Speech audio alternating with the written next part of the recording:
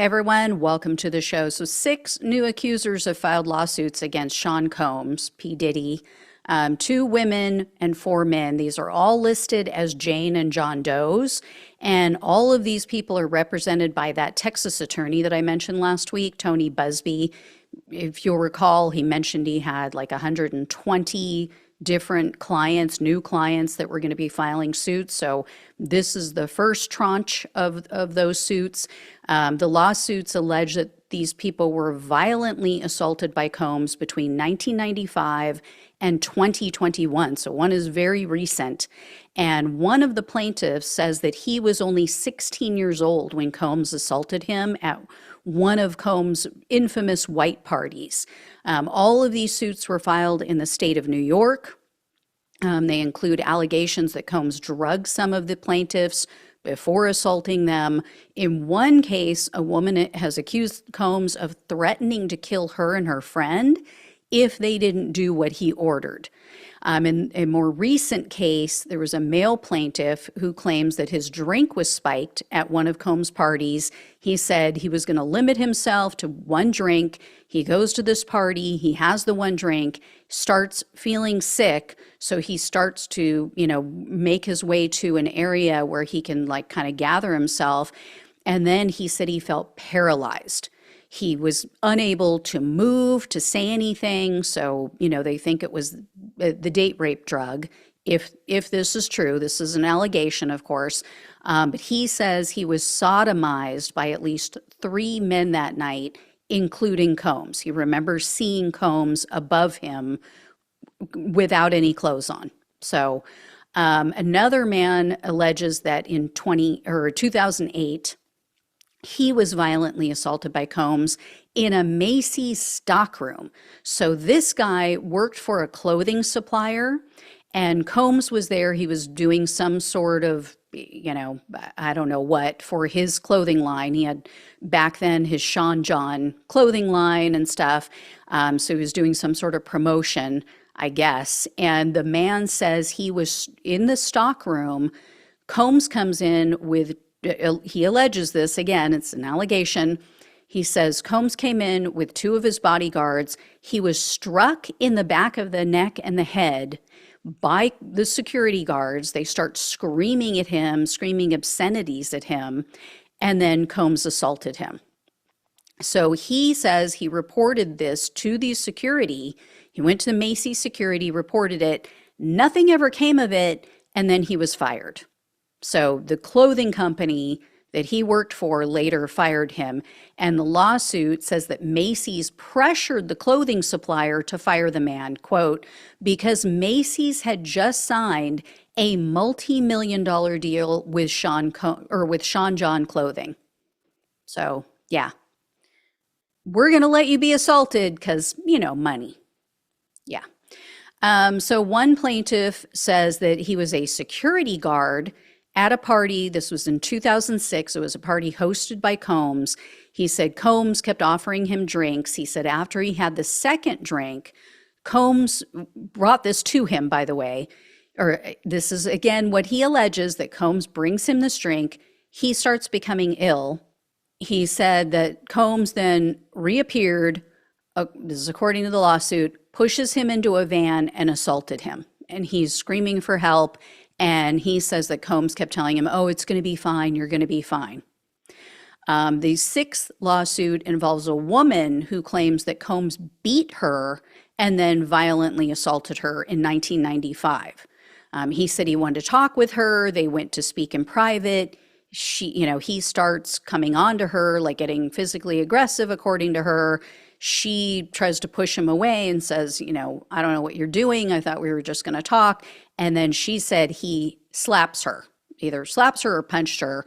I honestly don't remember which one it was from the article, but she ended up hitting her head on the wall, falls down, he hits her again, and then you can imagine what he did. So I don't want to say it because then, of course, the video would get even further demonetized. And my stuff has been, these stories specifically are being censored on TikTok. They completely took down my first video about Sean Combs and all of the allegations. So, yeah, don't know what the deal is with TikTok and why exactly they're trying to play defense for him and protect him, but that's what happened. And then they threatened me that, oh, if this keeps happening, your whole account is going to get scrubbed. You're going to get kicked off the platform.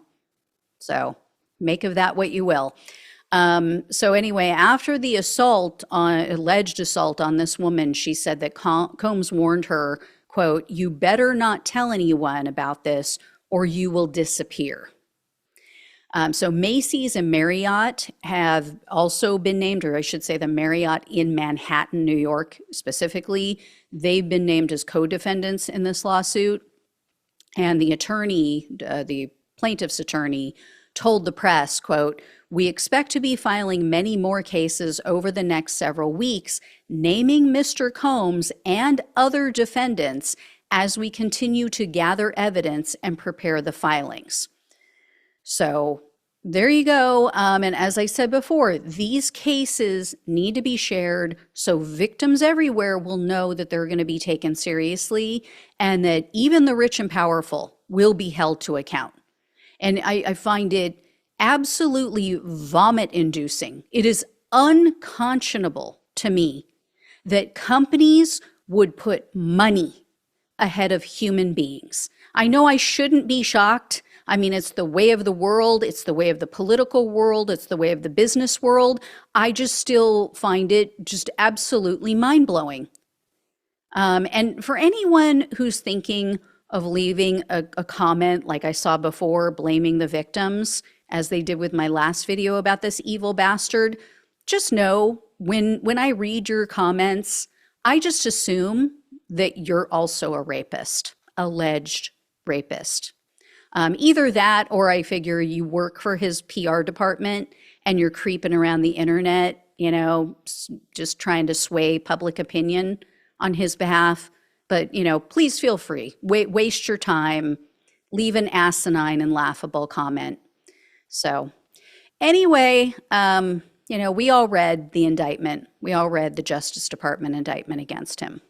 All right, I think some people did. Some people from the comments in my last video clearly did not, and they don't understand what's going on here. So I get it. You like the guy. You think you know him because he's a celebrity.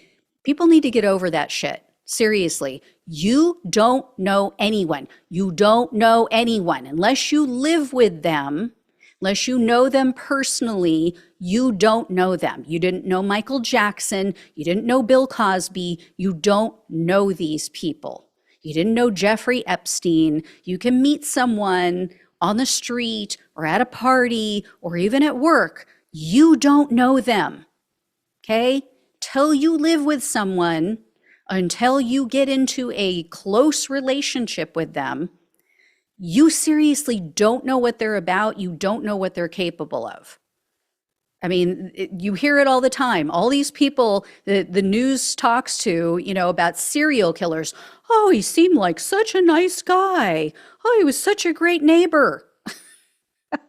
So just stop it. Just because you see someone in a movie, in a music video, on TV, in interviews, that tells you nothing. That is the public persona that they want to put out there, and you're falling for it, just like everyone has on the right with Donald Trump. So anyway, I mean, I know for me, I thought Sean Combs was a great guy. I liked him. He and Russell Brand have ruined one of my favorite movies, Get Him to the Greek.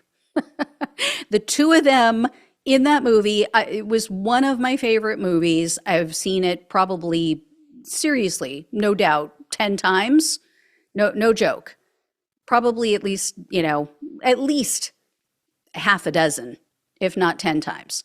Hysterical movie. They've ruined it for me. They're both psychos.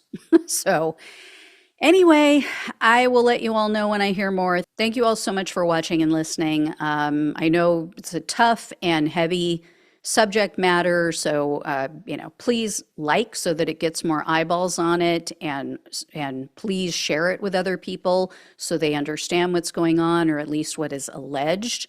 And I really appreciate that. Love you all. Take care. Talk with you soon.